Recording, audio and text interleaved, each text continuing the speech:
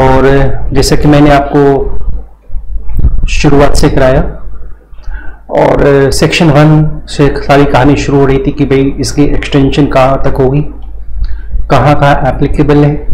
और सेक्शन 2 आपने find out किया था डेफिनेशन, और कई सारे डेफिनेशन थे सेक्शन 2 में।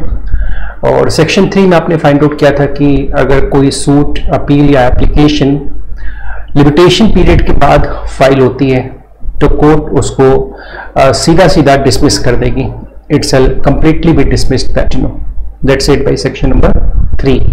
अपार्ट फ्रॉम दैट सेक्शन 3 में ये भी डिस्कस किया था कि अगर लिमिटेशन की जो काउंटिंग होगी, मतलब सूट की फाइलिंग डेट हम कौन सी मानेंगे, ये भी कहा बड़ा इंपॉर्टेंट एक फैक्टर था कि सेट ऑफ के केस में क्या होगा, या काउंटर क्लेम के केस में क्या होगा, या लिक्विडेटर से हम अपना अमाउंट क्लेम कर रहे हैं at the time of the winding of the company, तो वहां पे फाइलिंग डेट हम कौन सा मानेंगे।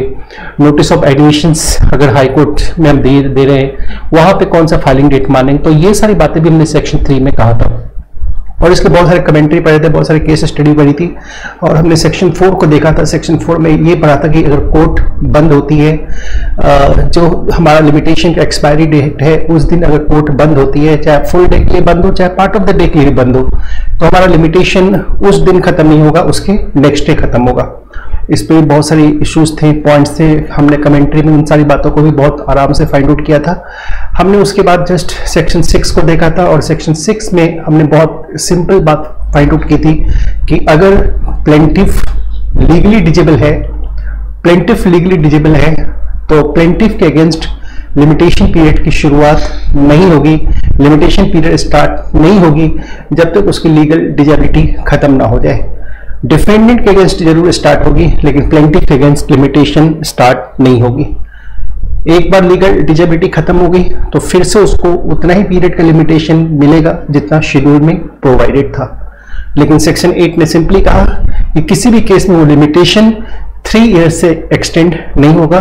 मैक्सिमम जो लिमिटेशन होगी वो 3 इयर्स तक की होगी, उससे ज्यादा वो एक्सटेंड नहीं हो पाएगी।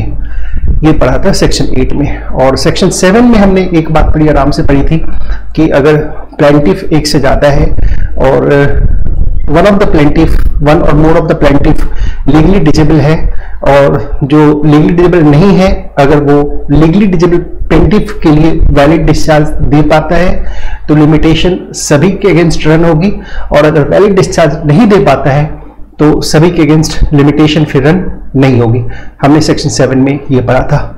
और सेक्शन 6 और सेक्शन 7 की नॉन एप्लीकेबिलिटी सेक्शन 8 बता रहा था, और सेक्शन 8 ये कह रहा था कि भाई what ever the limitation it's not applicable. जो लीगल डिजेबिलिटी का जो प्रोविजंस है सेक्शन 6 और सेक्शन 7 का जो मैटर, जो एग्जाम्पशन है, वो प्रीएम्पशंस राइट के केस में एप्लीकेबल नहीं है। फर्स्ट थिंग, द प्रीएम्पशंस राइट के केस में एप्लीकेबल नहीं है। और अपार्ट फ्रॉम दैट एक बड़ा इंपॉर्टेंट बात यहाँ पे ये कहा गया था कि किसी भी हालात में अगर 6 और 7 में अगर लिमिटेशन पीरियड एक्सटेंड हो रही है, किसी भी हालात में वो 3 ईयर से ज्यादा की एक्सटेंशन नहीं होगी।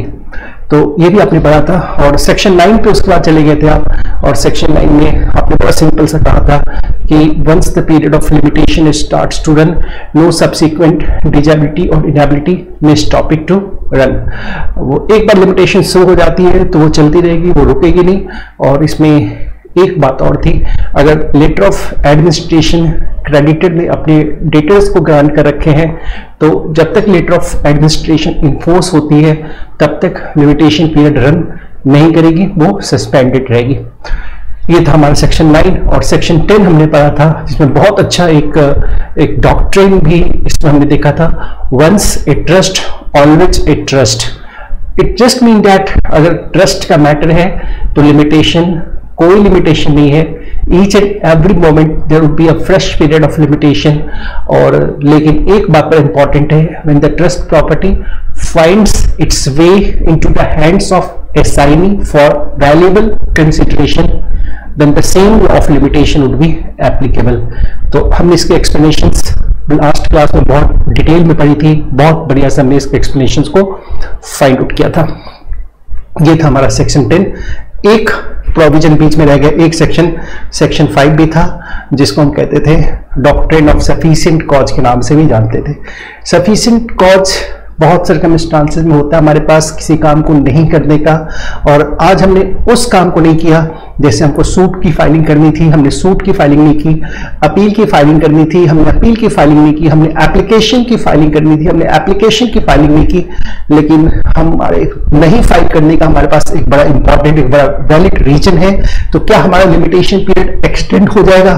तो सेक्शन 5 कहता है अगर सूट का मैटर है तो नहीं एक्सटेंड होगा, एप्लीकेशन का मैटर है तो जरूर हो जाएगा, लेकिन एग्जीक्यूशन एप्लीकेशन है तो एक्सटेंड नहीं होगा। अपील का मैटर है तो भी एक्सटेंड हो जाएगा अगर मैटर सफिशिएंट कॉज है, मतलब रीजन आपका सफिशिएंट कॉज है।